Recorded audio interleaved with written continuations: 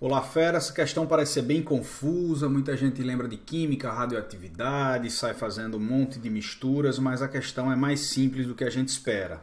Que é o seguinte, ó, ele tem o carbono 14 aqui, que estava em repouso no início, e aí ele vai explodir. É como se fosse uma bomba, que vai dividir em 3 pedaços. O nitrogênio 14, uma partícula beta, perfeito? A emissão de uma partícula beta e de um antineutrino. Então, repare, nós temos aqui uma bomba, que era o carbono 14, vai se dividir em 3 pedaços. Isso quer dizer que a questão é de forças internas. Lembre que toda bomba, o que está atuando nela é uma força interna, ela vai explodir de dentro para fora. E aí nós temos um problema de força externa zero. Todo problema de força externa zero conserva a quantidade de movimento. Quantidade de movimento vetor total no início é a quantidade de movimento vetor total no final.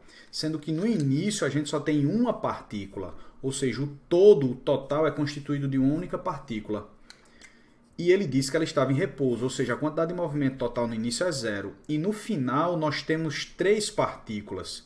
Então seria a quantidade de movimento vetor do nitrogênio 14, somado com o vetor da partícula beta, quantidade de movimento, somado com o vetor do antineutrino, certo? Então tá aqui, eu teria que somar a quantidade de movimento dos 3 e teria que dar zero, porque antes é zero.